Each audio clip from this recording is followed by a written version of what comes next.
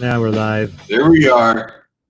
You know, Billy, I'm glad that you're back to vaping Are you? because I created this whole opening sequence with the smoke and everything because of my vaping? Yeah. I was like, oh, that'll be representative. Because I failed on my cold turkey 2-day quest. Yeah. I'm glad you failed because when you first started, you were full on with the douche stick, and then you're like, second episode in, you're like, I quit. And then third episode, you're right back on it. So I'm glad to see. Yeah, there you go. Do that right into the camera. Right into the camera. Yeah. You have to. Not right now. When you're ready for your next hit. Our buddy Mike Merrifield, he was running around with Steve Jessup, and they were coming through Des Moines, and Mike called me because they needed a mic or a mic stand or something. I can't remember what they needed, but I met him. I met him for lunch and brought him whatever equipment that I had, and we got in the car to drive around and get stoned. And I was hitting my vape, and Steve was like, "Dude, let's record a video." And blow that vape smoke so it looks like the car is just like full of smoke, and he's Mike, I can't see, and all this shit. And I was just behind him, like off camera, just fucking blowing shit. You were the props guy. You were the special effects. Well, like I told you earlier, I went from I went down to the lowest nicotine level. I tried cold turkey. Life is affecting me too much right now to be able to do that, so I just decided to take it down to like the lowest nicotine level, and then and we'll see where we go from there. You're weaning yourself. I'm weaning. Yes, I'm weaning. You're weaning. I'm assuming that Jessica is talking about my beard. Is my beard righteous, or is your dog's beard righteous? There's nothing righteous about my beard whatsoever, other than my mustache smiles before my mouth does. Otherwise, it's a total, just straight up, like one level above, like Don Johnson 1 week later. You have less gray than me. I mean, you're a good 4 years older than me, and you have less gray. Yeah. It's because I don't vape. Is that what it is? I keep, I don't know. I got like a few strands. I'll get like a few strands of gray in my hair, and I'll pluck them out. Are you sure it's not like clean living in the Lord? Is that? Well, I was going to say that, but I want to sound egotistical. Yeah, that's kind of what I thought. I think it's just a healthier lifestyle in general, probably. Yeah, it's the whole. Hey, Sarah. Hey, Cartwright. Jeremy Cartwright is back to being Jeremy Cartwright. He's no longer Jeremy Allen, which I appreciate for two reasons. Number one, Allen is my middle name, so that already messes me up. And I just know Jeremy Cartwright as being Jeremy Cartwright from years and years and years, and I can't get used to the whole name change thing. That was a good cloud for you, right? Yeah. Okay. I think with comedians with stage names are douchebags anyway. Oh, well, fuck off. We should just stop this whole goddamn thing. Let's just not do this anymore.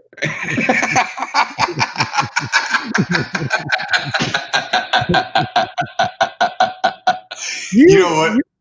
You had to give yourself a stage name. My shit's not a necessity for sure. Mine was just college frat boy name that carried over that I decided to stick with until I was 45 years old. But you could easily, I mean, that's fucking Bert Kreischer's career. What's that? College frat boy that carried over. I mean, absolutely. You could have easily have been that. It's not a thing that makes you a fucking. I'll take my shirt off right now. Yeah. And have abs drawn in Sharpie. Right. completely different level. The thing I love about Bert though, and I told him this, and I was actually this is one of my little moments where my ego got hurt, where it was like, why didn't you say my name? Like, because I was listening to a podcast that Bert and Nick Thune were doing together. Yeah. And they both, I swear to God, no bullshit, both of them told stories about, like, indirectly about me. I was there for both stories. Yeah. And they did not fucking bring my name up. Neither one of them. And I'm like, God damn it, you motherfuckers, you have so many people. Hey-o. Like, you have so many people listening to you and so many people that know you, and you could just say my name and maybe 10 people will Google me. Like, just throw me a fucking bone, bro. You know? Yeah. You just said, So, it's a throwaway line. Yeah, I was hanging out with this one guy. Nobody knows him. Bill Blank. Yeah, see, I knew you wouldn't. yeah, that's all you got to do. Yeah.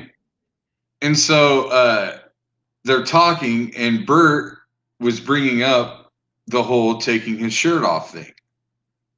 And I remember the conversation because we were in the green room, and I said to him, because I was talking about all that hack shit that I hate, right?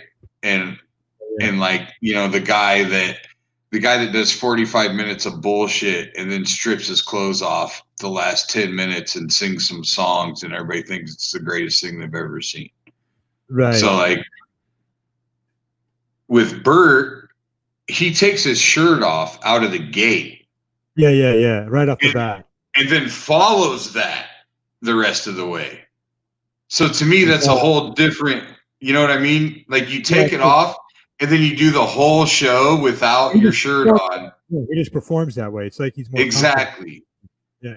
So that's completely different than just doing a bunch of mediocre bullshit and then taking your shirt off and you're he doesn't really reference it. Exactly. He just does it, and then he does his bit almost as right. And it's not one of those things at the end where it's like, oh, you're sort of fat and not scared to take your shirt off. That's hilarious. And then he's the greatest thing you've ever seen. Like, he does it out of the gate and then follows it. So that's one of those things where it's like, as much of a purist as I am, I would be a complete and total fucking cunt if I thought that was bad or hacky or yeah. No. I think the I mean, that's like, I don't know. There's some of those bits though, because I used to do the whole thing, like the 45 minutes of bullshit and then do music and strip my Tom clothes Jones. off. Yeah. And then I immediately quit doing that bit as soon as I saw someone else do something very similar to it. And then I was like, even though it was definitely a crowd pleaser, but and it was even like original for what it was. It wasn't like, I'm just gonna sing Tom Jones. And Tom Jones isn't even like the instant applaud now type of bit. Like if you were to do Ice Ice Baby, or just a karaoke medley of nostalgia. Right. It was like, literally, I was trying to find someone who was like almost on the verge of being so corny and cheesy that it would not get that type of reaction unless I added to it to make it get that type of reaction. Well, which was like, you know, all the props that I was doing within it and all that. Yeah, stuff. the fucking but then when I one-two actually went out on the road with the fucking stuffed cat and all that. Now we're back. I was like, fuck it. And plus, it was like, I had enough guys come up to me and go, dude, you wouldn't have to take your clothes off if you just had jokes. I was like, yeah, good point. Excellent point. Look at this guy. Say something funny. Fuck you, Kenneth. Eat a dick. How about that? Is that funny? You know Kenneth Creedlow? Is this one of your friends or one of my friends? I have no idea. I don't know if he's being ironic or not. That's one of my biggest pet peeves in comedy. Did you ever like have these situations where you're trying to check into the hotel room or something, and they want to check you in. If knew you, hi, I'm the comedian from the Chuckle Hut, here to check in. Because Oh, the comedians are there every week. tell me a joke. I'm Yeah. not telling check. Like, say something funny, all that stuff. Or That's our whole life, though. That's not just at the hotel. That's I know. anytime someone knows you're a comic. It's we have one of those few jobs where our friends will introduce us to people as our job. This is my friend Billy. He's a comic. And then the fucking douchebag right away says, oh, well, tell me a joke. And that's what everybody does. And then usually I'll be like, well, what do you do for a living? And they'll say, like, well, I'm a lawyer. And I'll be like, well, write me a fucking appeal. Like, or I had a fucking cop do that shit. And the thing is, being a comic has gotten me out of trouble several times where, like, absolutely, I got pulled over on the interstate, and they're like, where are you going? What are you doing? And you tell them, and they're not used to hearing, I'm a comedian performing up the street or whatever. They're not used to hearing that. So when you say that, they get interested and they listen to your story a little bit rather than assuming you're a piece of shit without a state license plates. Right. And you're white, so you get that too. Yeah. And then they'll say, like, do you have anything illegal in the car? And you'll be like, no. Oh, what a stupid question. And then they don't even bother searching or anything, and they let you go and whatever. Yeah. But I've had cops, like, ask me, and I'm like, hey, yeah, I'm a comic. I'm headed to Springfield, Missouri or whatever. And the guy will be like, oh, well, tell me a joke. And it's like, arrest me. Fuck you. Like, I'm supposed to perform stand-up right now for you. Yeah. Well, but I mean, I wouldn't even blame that. That's not even a function of being that's the cop actually probably being just a regular person in that moment. Being like, no, that's totally what it is. Because there are people I've hung out with. They find out you're the comedian, and like, it's like 5 minutes in, they're like, man, I thought you'd be like insulting everybody and jump. I'm like, yeah, dude, I'm not socially retarded. Like, it's not waka time. I'm actually having a reasonable conversation right now. And then trust me, the funny will happen, and it'll be very original, and it'll hit hard, and it'll land. But it'll be in the moment. It'll be in the moment, and it'll be truthful. And if I'm trying to wedge in a joke or a roast or whatever every 2 seconds, then you come on. You're the not likable guy. You're the guy that's always on, and those are called makes me a douchebag. That's right, fakes, phonies, and frauds, because they're too afraid to just be themselves and allow the funny to happen in the moment. So they're constantly putting on the act. They don't know what themselves is. That's right. It's the problem. Yeah. It's why I couldn't stand doing drama after, like, my sophomore year of high school. I couldn't fucking be around drama kids. It was everything. Everything was acting. Everything was a fucking dramatic soap opera type thing. And all I wanted to do was go do the show, and then afterwards, whatever. Like, it was over after that for me. Rehearsal, whatever, you name it. But, like, you'd go into the drama room after rehearsal, and everybody's, I lost somebody. I lost somebody very close to me today. Instead of saying, like, instead of being like, hey, my grandpa died. Yeah. And I couldn't fucking stand it anymore.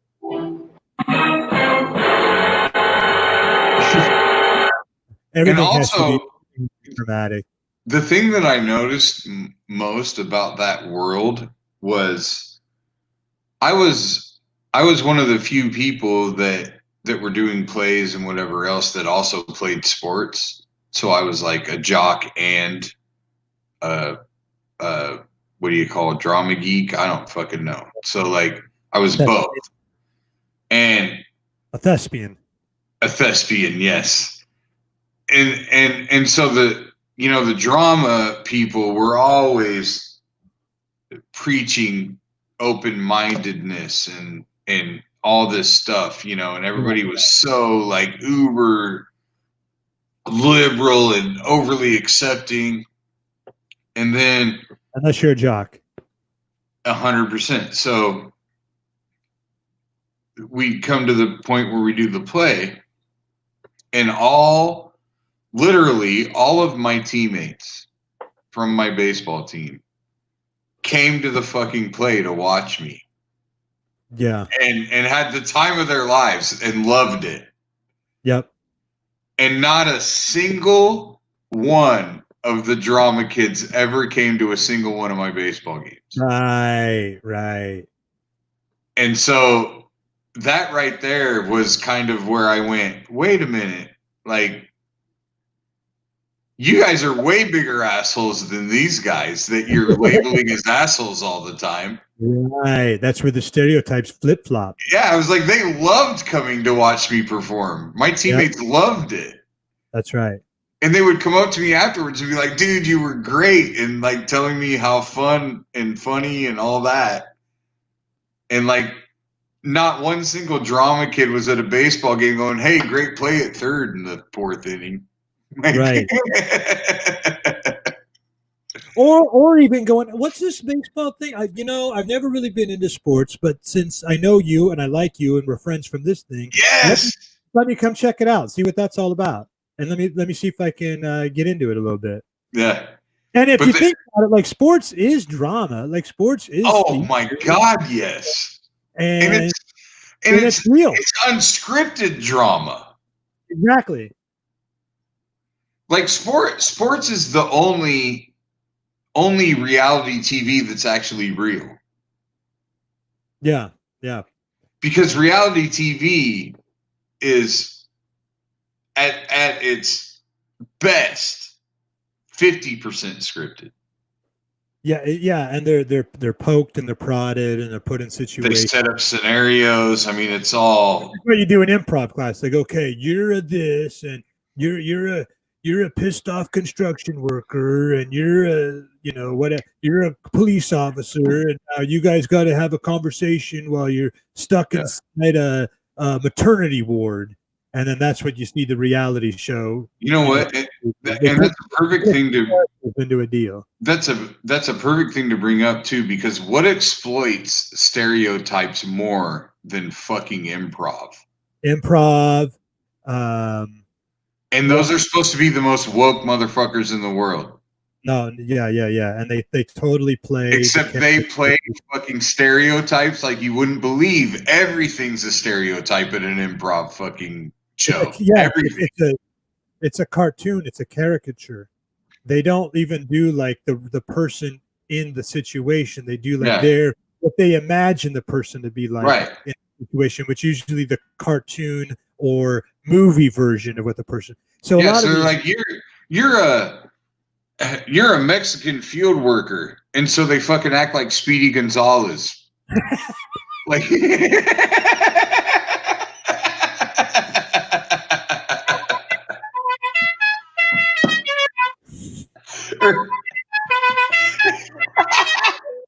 like you're a union field worker and your friend isn't. And so then their friend is Slowpoke Rodriguez. And so their friend's fucking, Speedy Gonzalez. That fucking guy. Like they even do it with stereotypes within the art. So they'll say like you're an art critic and you're going to a gallery for the first time. They go, painting's not looking. Meanwhile, if you can be an art critic and just talk like you don't have to be like smoking a cigarette with a cigarette handle. Oh, the fucking plastic thing. Like Cruella DeVille. Yeah. And that's the art critic, you know. Even within the arts, they'll do this. They'll do the stereotypes. That's exactly what it is. I mean, But and you there's also a see level that posters. You ever see like on a comedy poster where they're like, comedy night this every Friday, comedy night, and they won't put who the comedian is on the poster. They'll put a photo model on the poster who's dressed like a comedian. He'll have like a Shecky McGee sports coat fucking on, jacket you and know? white tennis shoes. Yeah, and like a magician's beard, and he'll have a microphone that's like that golden Elvis The old microphone. one that you gotta hold like this. Yeah. Which I've never once ever used in 2,000 shows. Ever. One of those old Ever. time that doesn't remove from the mic stand, and that's always the picture of the comedian for comedy night. And there's usually flames involved. There's usually some flames around the mic, or the border of the poster is like flames. Yeah. This show's gonna be hot. Fucking fire. This show's fire. And then you get there and they're like, last week we had a guy call a woman a name and she didn't like it, so we need you to tone down and be more like family friendly. Like, meanwhile, you see the flames, like, and the average anything goes. You never know what's gonna happen. You'll get roasted. We need you to tone it down a little bit.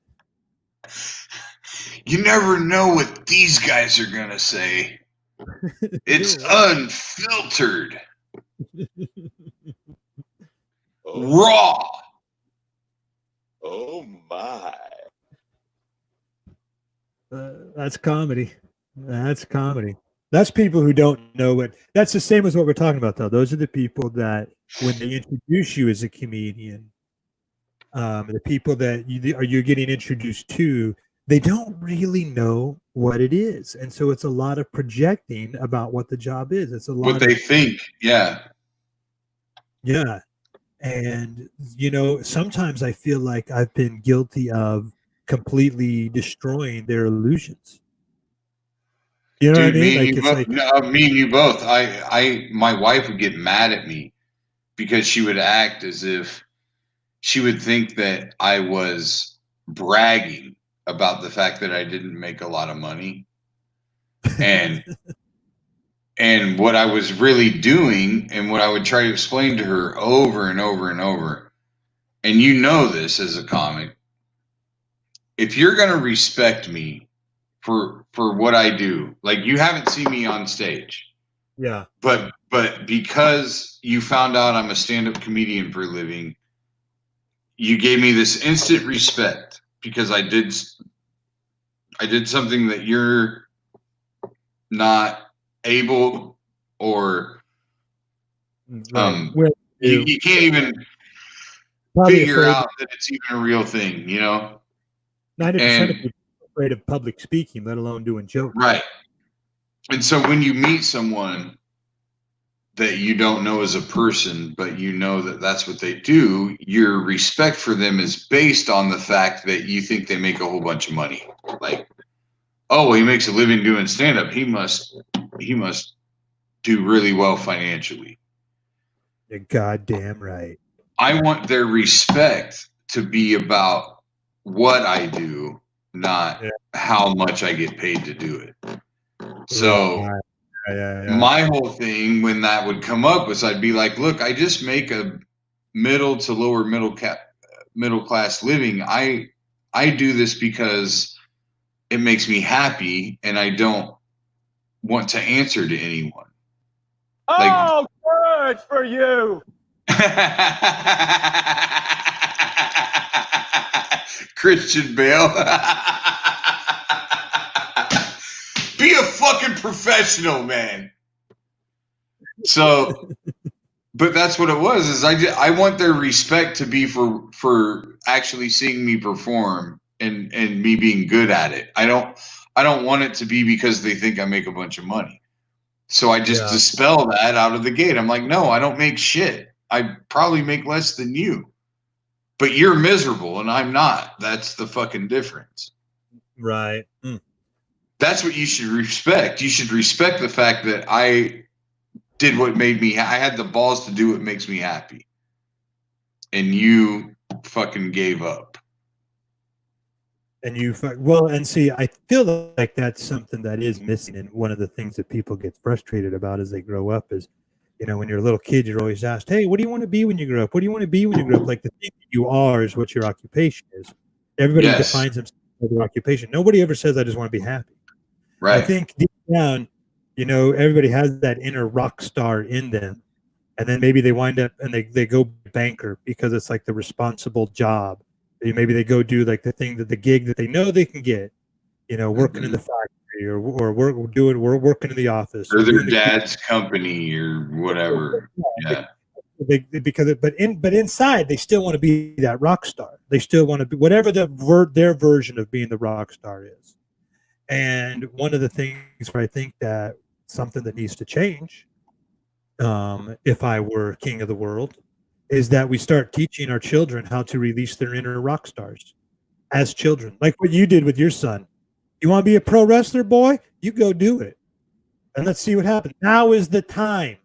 When you're young, dumb, full of cum, you have no responsibilities, not really. You don't necessarily have a family yet. I'm projecting. Maybe your son has kids. I don't know. But yeah. when you're that, If he had that's kids the time at this point, I'd be strangely proud of him because he got laid that much. Like, but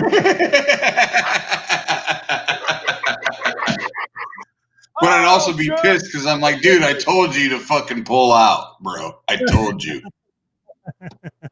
That was the conversation when I had the condom conversation. Have you had those conversations with your sons yet at all about having sex at all? Like, no, in the long and the short of it, so to speak.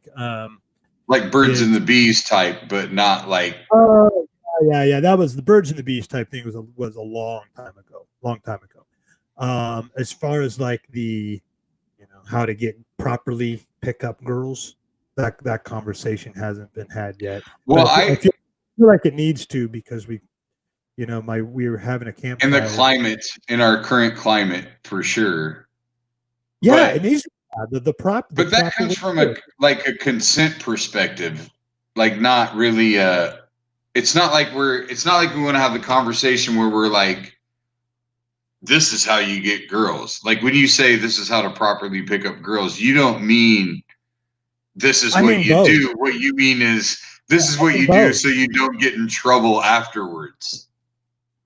Yeah. I mean both. Yeah. I mean both. Like here's what you do to be respectful and whatever else. Yeah.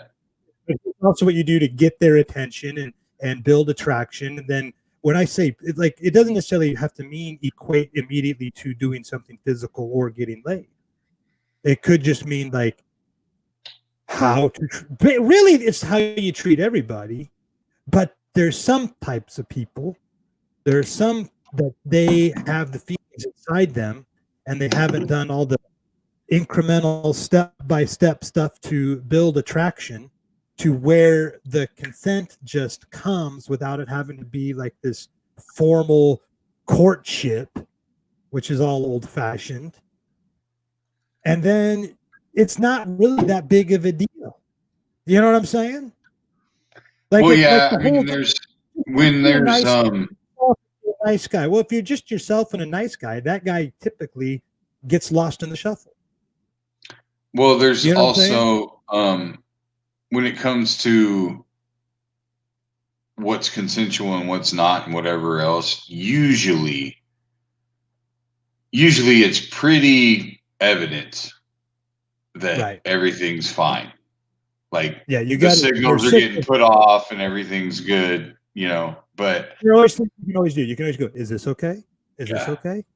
I'll tell you what I told my there you go. I would now like to insert my penis into your vagina. That probably actually would work if you're funny enough. Dude, at this point, I want to just take a video and be like, just say you consent to this. Okay, we're good. And then maybe videotape the whole thing. But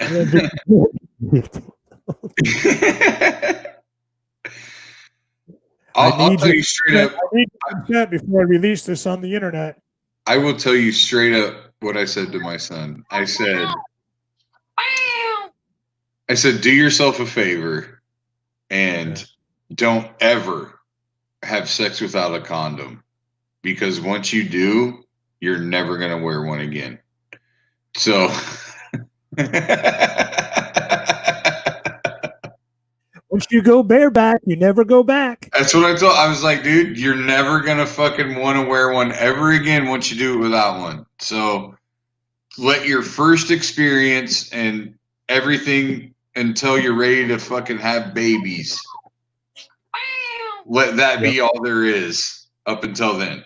If not, if you do get in the situation where you have nothing and there's just no way you're not doing it, then fucking pull out. Like, they have the stupid, you remember all the classes where like they tell you to pull out, but that doesn't really work, because of this and this and this. But no, it fucking works. Pulling out fucking works.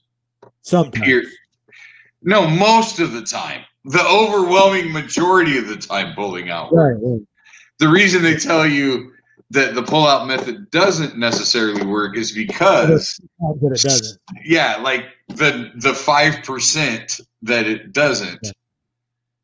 On that day, on that 3-day period or whatever, that just the perfect storm of everything happens.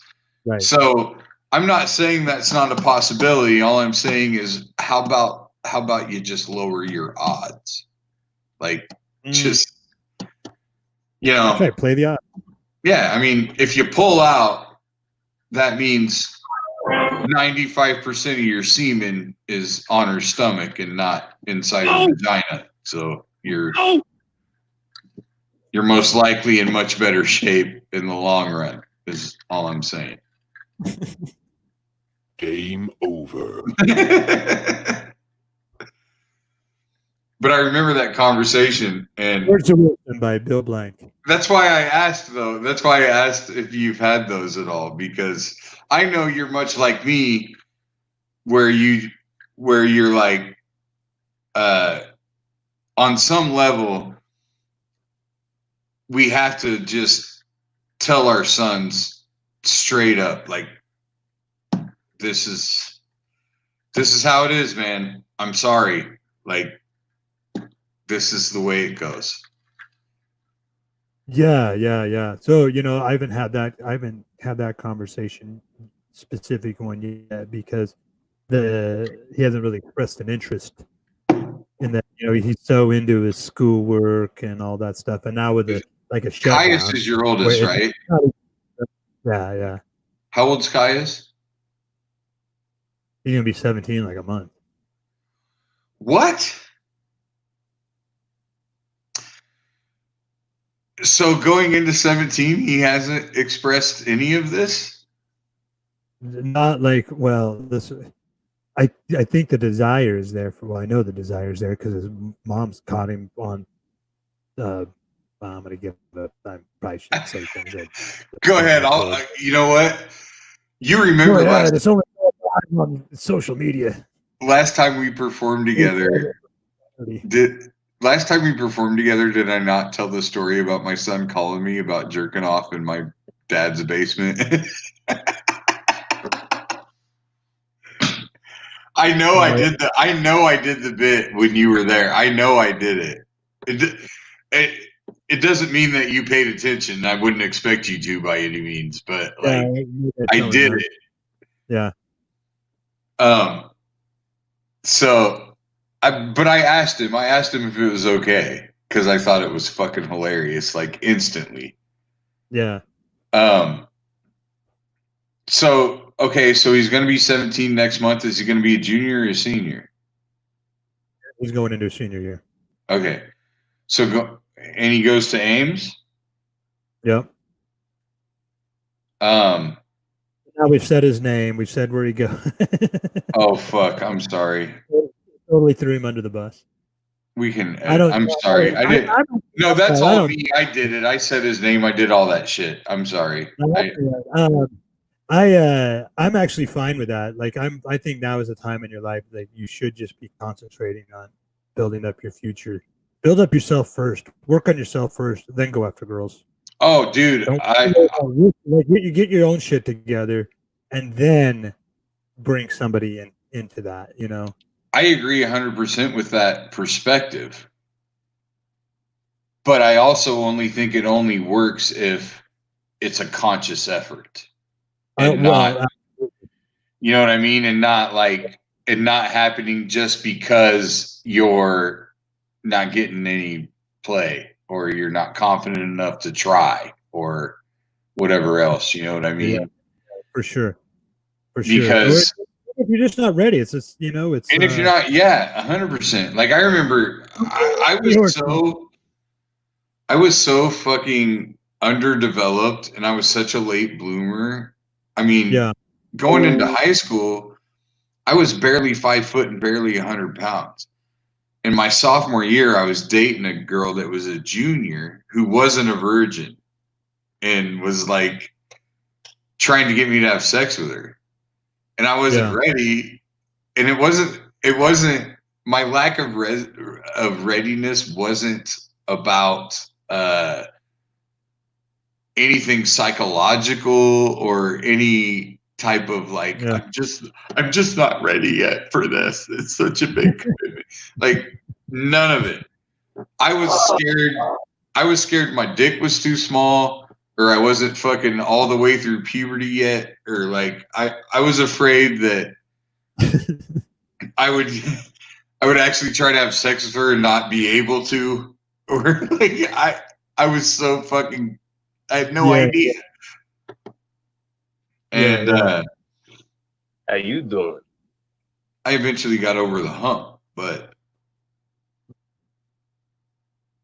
that was, dude, I was like 14 and 15 when that was happening. Right. So when I hear about a kid going into his senior year, it's like, so did this happen by choice, or are you afraid? Small. You know, well, you see, and with him, I think it's by choice. I don't think it's a fear thing whatsoever. Which is outstanding. It's a focus level, and I mean, and that's the thing about both my boys. I don't really know either one of them to be fearful of very much.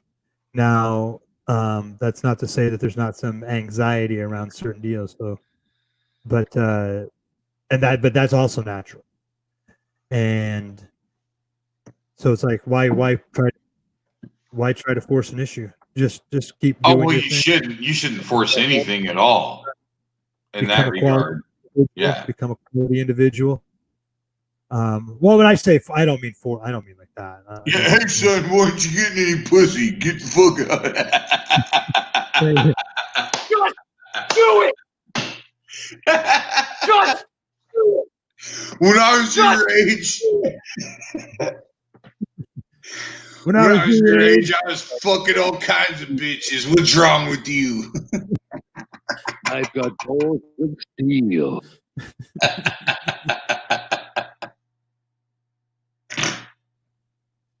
Yeah. No, well, but like, you know, you brought up my son and having the balls to pursue what he's pursuing, but but you know, I think that's you're encouraging him to release his inner rock star. Like now is the time when you're young. And the reason why I said, you know, because I don't know if I would say because you don't have kids, so you don't have dependents that you got to worry about. You can go out there, and while you're putting in your 10,000 hours, learning your skill, learning your craft, and figuring out what you want to do with your life, you can be a rice and beans, ramen noodles eating motherfucker and live off of $5 a week if you have to, crashing on people's couches and traveling around the country and getting yourself mixed up in adventures. That's the time to do it. And I feel like, going back to what we were talking about earlier, if there's the one thing I could change is that we would be teaching our kids more of that type of stuff. How to release your inner rock star instead of saying, this is the path you go down and you graduate high school, you get a job, you go to Get a college, paycheck and you pay your bills and you pay your bills, you invest in the stock market for the long haul, and then you retire with your pension. You know, it's like I think yeah, I said if this you before. got that type of job that has a pension. Yeah, it's all the same story. Like, oh, you have your Yeah. IRA, you have your stock options. Yeah, so you could fucking retire in your 60s and start enjoying your life when you can't even fucking walk anymore. No, they don't teach kids like, hey, here's your unique skill set. You're good at this, this, and this. Yes. You're good at these three things. You're not the best at this thing. You're not the best at this thing. You're not the best at this third thing. But where those three things meet in the middle, you are the best. That's what you should be going for right now in this time. Mm-hmm. And what they get wrapped up into what you said. They're too anxious to get into the relationship. They're too anxious to get into the house. They're too anxious to get into the job. So they wind up with a partner, a house, and a job that's probably not necessarily the best for them. Instead of waiting on that stuff and letting it happen after you've already developed. None of it made them happy. Made your way. And you've already got a foundation of happiness. Yeah, you know what's going to make you happy, so you just go ahead and pursue that. And while you're pursuing that, you adapt to life as it comes. That's so, right. You know, when I met my wife, well, not when I met my wife, but when me and my wife started dating, I was living in my friend's basement. And the only bills I had to worry about was my child support and my cell phone bill and my rent. And so I just made sure that those three things were paid all the time, and eating was secondary. So that was basically how I lived my life. And I was happy. I had nothing. But I was happy that I could tell jokes and make enough money telling jokes to pay those three bills. Mm-hmm. With no other bills to pay. Yeah. So it's not about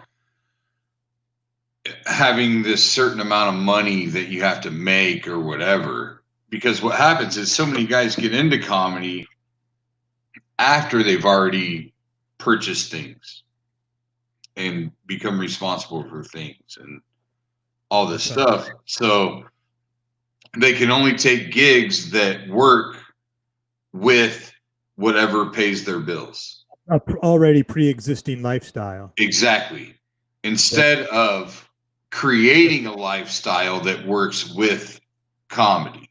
Yep. And then building on it. And then building on that. And then reinvesting in yourself. And then and I having started comedy at 21 when I had no responsibilities, but within 3 years I had a kid.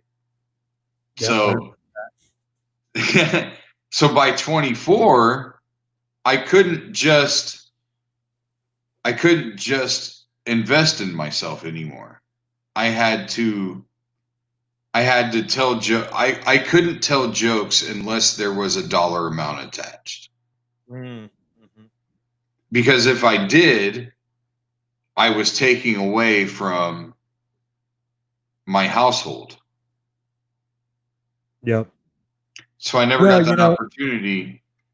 But you still stuck with it. You took a slightly different path, but you still stuck with it compared to a lot of folks who are like, well, I used to be in a band, or I was going to be a comedian, or I was going to do this and that, and then I had kids. Yeah. And it's I'm not going to use that shit as an excuse to fucking quit, you know? Yeah. So I decided, and it's like they act like that then becomes the conscious decision, but the conscious decision could have been to do both. You can do both. Yeah. Like we're both examples of being able to do both. Even I'm not saying it's easy. Definitely easier said than done. But what worthwhile isn't. You know, that was something when my wife first got pregnant, and people were like, okay, Jeremy, you gave this comedy thing a try. You gave it a good shot. Now it's time for you to get responsible and go get a real job. It's like, first of all, what kind of lesson does that teach?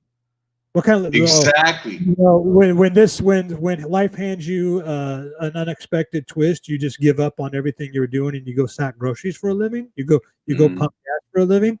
That's what. Or what's the better lesson to teach? I had a challenge. The challenge was trying to make a career in show business, even with family. And guess what, motherfucker? I did it. Yeah. Until a virus wiped out my career. and that's the thing. I think, you know, I personally, I wanted to show my kids by example that they can literally do whatever they set their mind to if they just fucking do it. Yep. And when it comes to my son, you know, trying to pursue professional wrestling,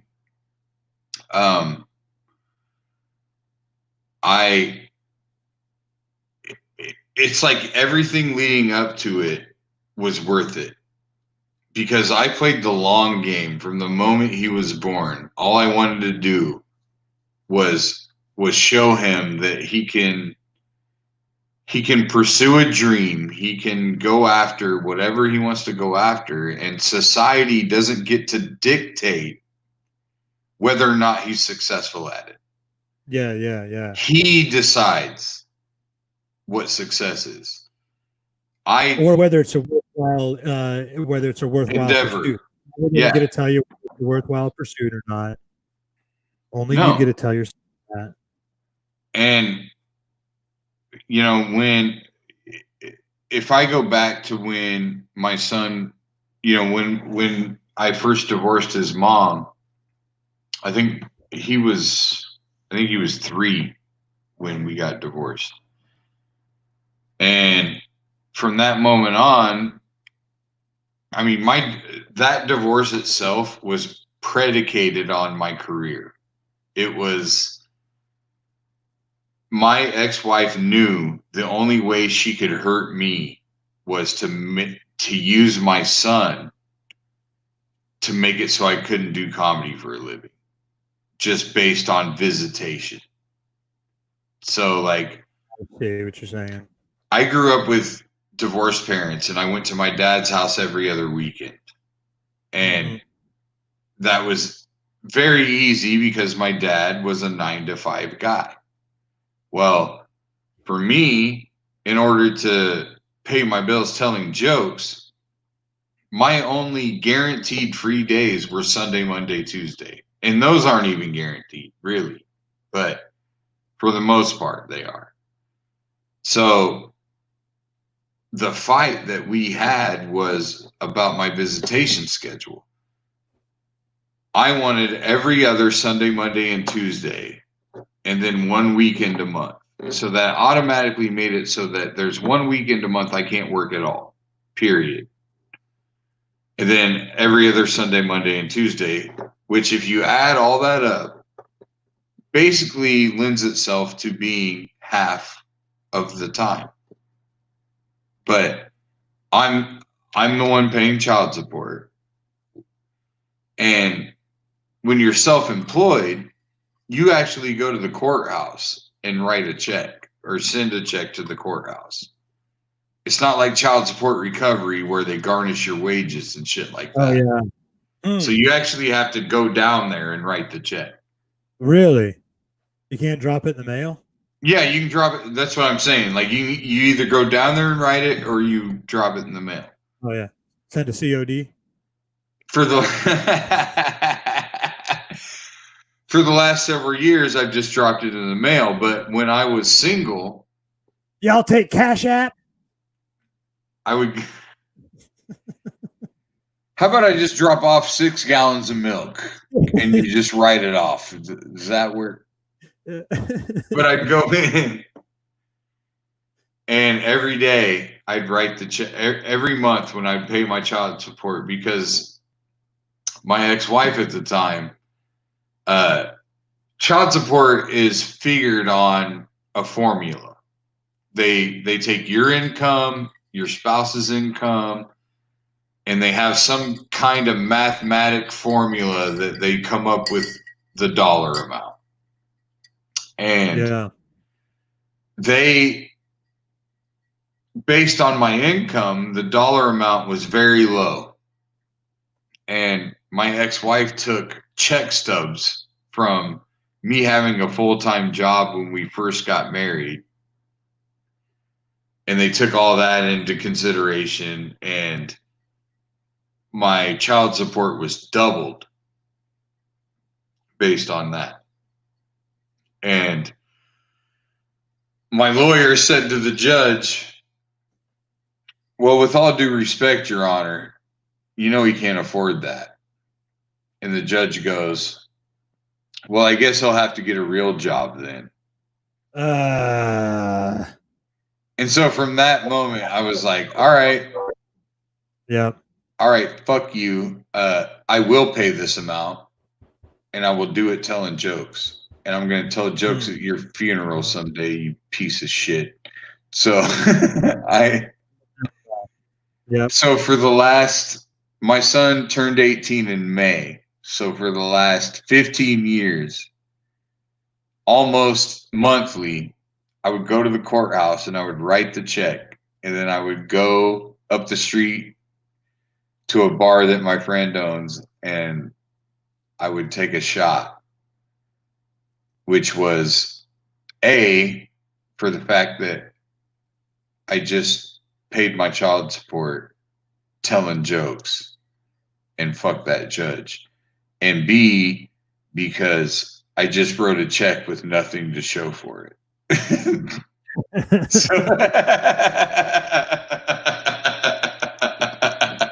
You know that shit's gonna bounce on Monday. So it was just this fucking, Yeah.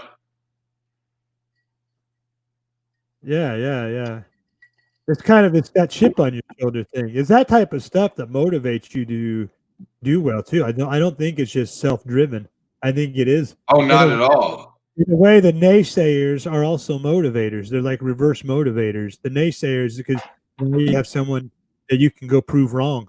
I'm gonna prove you wrong, and then it's like we were talking about. Nobody thinks it's real. Now what? I already proved it. Like now all I got to do is prove it to myself. Now I got to prove it to myself. What can I get to the next level? Then can I get to the next level after that? Can I get to the next level after that? Yeah, and I think that's truly our struggle, is that at what point have we proven it to ourselves? Well, never, because it's exactly never any pursuit of potential, no matter what it is that you do, and especially something like stand-up comedy is where like you can be a master of it, but there's always another level that you can get to. No matter what you want, no matter who you are or where you are, there's always someone better than you. Let's say you're the biggest badass muscular fucker in the gym. There's someone going to come in there who's going to lift more weights than you can lift. You think you're the fastest, best player on your sports team? Guarantee you go to the next place, there's going to be someone who's better and faster and stronger than you are. You think you're the best comedian in Des Moines, Iowa? You go to Chicago, there's going to be a shitload of people way better than you. You think you know what? So there's always levels that you can get to. That's the pursuit of potential. That's what it can never be. That's why it's potential, because it cannot be reached. Otherwise, it'd just be reality. That's what my parents used to say to me when I get in a fight in school. They'd be like, what's that? There's always going to be somebody bigger and somebody badder. Always. I couldn't help myself, though. I was a fucking black sheep. Like, I had an older sister that was a straight A student that could also beat the shit out of me. So it was.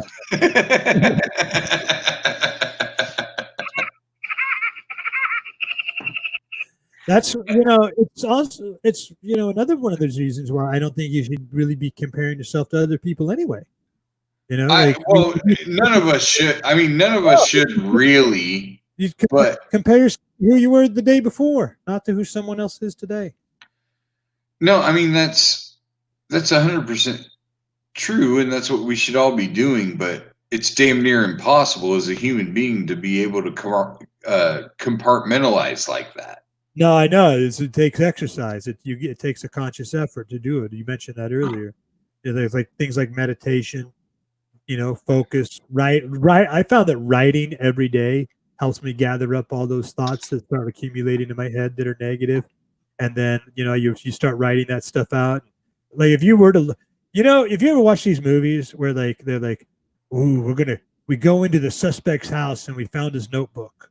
And then like the notebooks have crazy scribbles all over them and like arrows that draw to this and like weird. If Mm, anybody ever went through my notebooks, which is all just an attempt to try to find the best possible dick joke I could, uh-huh. you would think I was a madman. Oh, You would think I was an absolute lunatic if you actually read through some of my notebooks. but not only that, not just because of them opening up and reading it, also because they have no fucking context. They have no idea where those thoughts came from. Like you wrote Or that what down. That's Yeah, right. like you wrote that thought down, and you can open that notebook and look at that thought, and you will know right away what that is. Yeah, But I know all my little code symbols. exactly. And so someone else opens that up and looks at it, and they're like, what the fuck is this?" Yeah, yeah, So yeah. it's not just about like you talking about some psychopathic subject matter. It's just about it not making sense. Right. That's right. So like I remember back in the day, I was playing slow pitch softball like all the time, and I had my comedy notebooks in my bat bag. Yeah. Like, I mean, I carried them everywhere in my pocket. But Yeah. when I was playing a softball game, I couldn't have it in my pocket, so I threw Yeah. it in my bat bag. And I'd come in the dugout, and somebody would have my fucking notebook, looking through it, and Really? be That's like like, crazy. "I'm like, what the fuck does this mean, or whatever?" I'm like, these are notes. They're not for you." That's Like, right.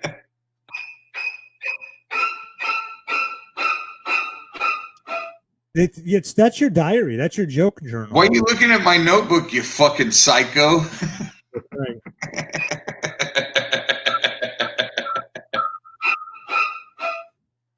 That's right. We're all screwed in the head. I mean, and this is something that I do think that when it comes to material that we present on stage is like one reason why I give comedians a lot of room to because they're up there, they're working out crazy thoughts. The objective is to get a laugh most of the time. Nowadays, I see a little too much. I got to get my social commentary out there. It's like, dude, that's what a podcast is for. That's what you can do a video blog for. That's what you can write for. But You can actually do both. you can do both. It just takes way more effort than you're willing to put in. And most of the guys that do not have that talent. They do No. not have that talent. And they don't know how to. They don't have the tool. They don't have the tool. All right, they might have the talent. They don't have the tools and the skill set to be able to capture that talent. They don't know how to walk the line. That's right. They don't know how to like if I make a joke about politics, Yes. I try to make it based on ignorance, because everyone in the crowd is basing their 99.9% of your crowd is basing their political views on headlines and Yeah. no real deep research. So when I write a bit that has any political viewpoint or anything, I try to do it from a neutral place that is based on the headlines, and then point out the flaws in that from both sides. Yes. And whatever's full of shit based on those headlines. Because if I try to go deeper than that, the crowd shuts off because they feel like I'm trying to educate them rather than trying to entertain them. And you got to keep it somewhat surface level. Exactly. Because most people are basing their opinions on a whole bunch of ignorance. Mm-hmm. And so I have to insert my opinion into a place where I'm kind of on their same level. Like my judgments are coming from their same ignorance level. And so then whatever flaws in that situation I can point out, I'm pointing out based on what they know. Instead of trying to tell them what they don't know. Right. I'm basing my joke on what they do know. So even if they disagree, it's coming from, in their mind, it's coming from an educated place. Well, and from their mind, is they can resonate with, they can relate to it. That's what's called entering the conversation that's going on in their mind. Yes. You're entering the conversation. That's how you do find the common ground. And then if the joke is good enough, see, that's the thing. If the joke is good enough and is not coming off as indoctrinating or it doesn't matter what side of the fence you're on. Someone they might disagree with your premise, but if the joke is good enough, they'll laugh and they'll understand the flaws in their logic, which there's flaws in both sides of, like, yeah, in mine too, while I'm telling the joke. Perspective, exactly. And then that starts to bridge the gap to create unity, even if the unity is only taking place in that moment with laughter. Right.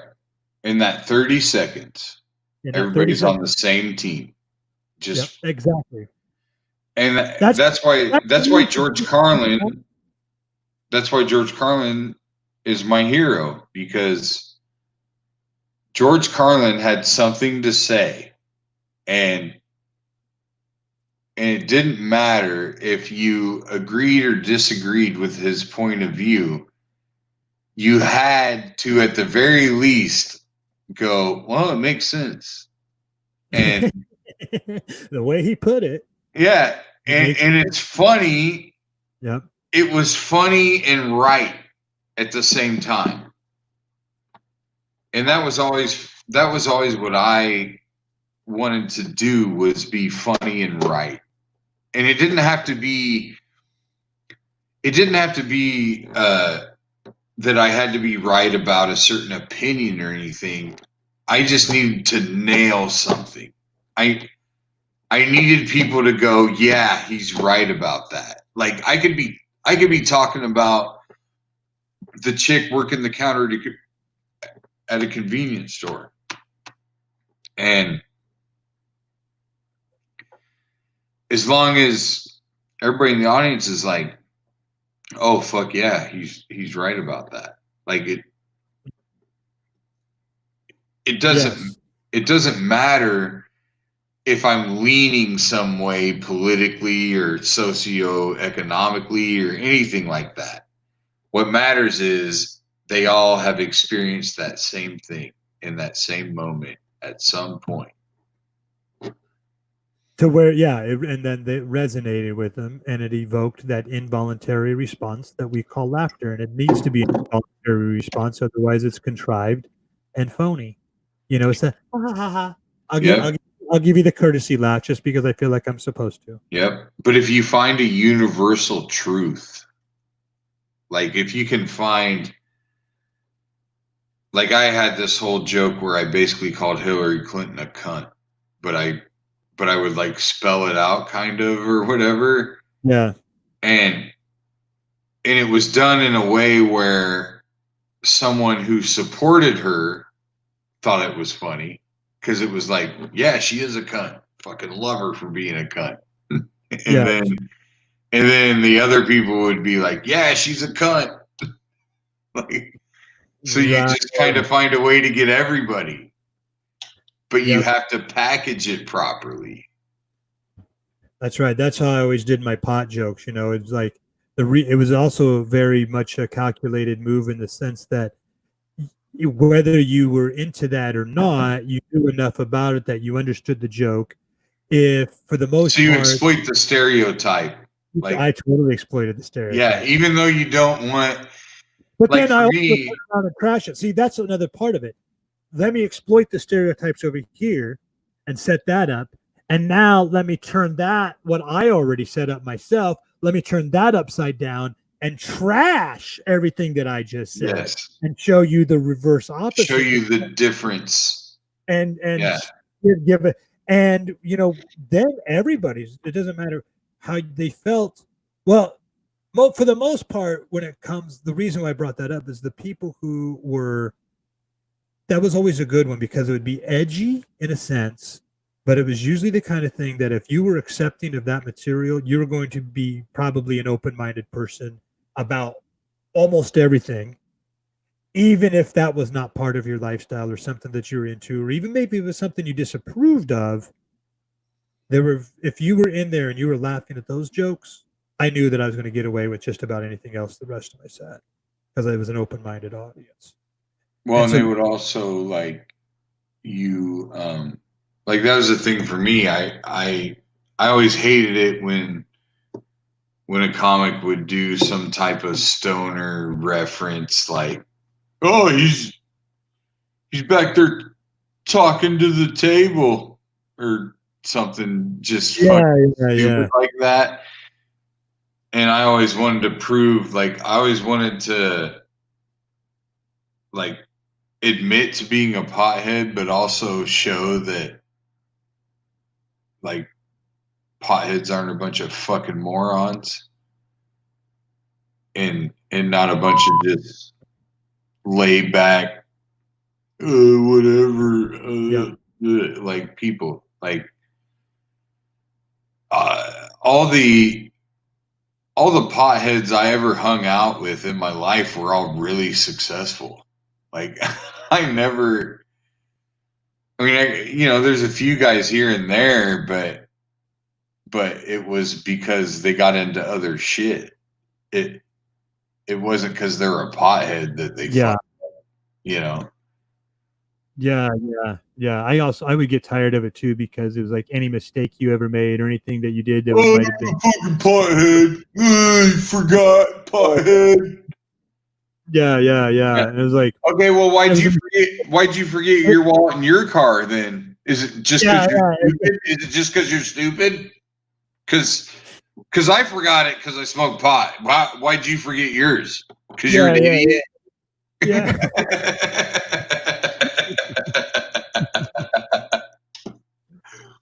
Oh, fucking pothead wrote down the wrong order number on the receipt in the warehouse because he's a pothead. Oh, okay. Well, why'd you do it last week? Is it just because you're a fucking idiot?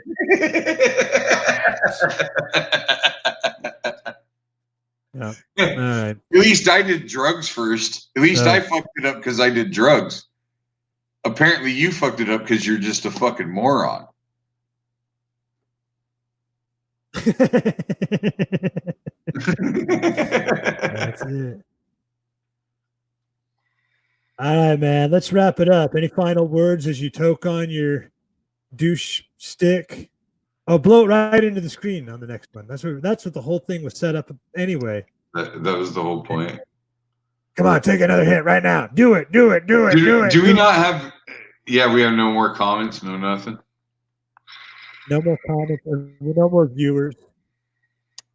We started out strong, and we're back up to one. Now we got one viewer. Whoever that one viewer is right now, thank you very much. We just did an hour. We covered it all.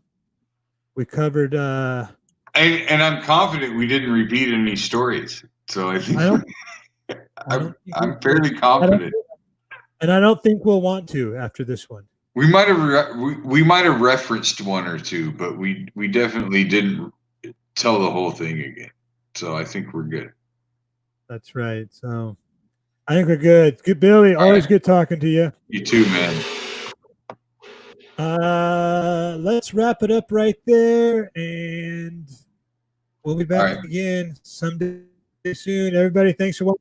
Tricia and Todd and Jeremy Cartwright and whoever's watching now, and Jessica, and thanks for the laughs and thanks for the likes. And where's our music? I'm killing time until I cue up the music. All right. I had to do all the first. Here we go. Love you. Love your show. Good night, Billy. Good night.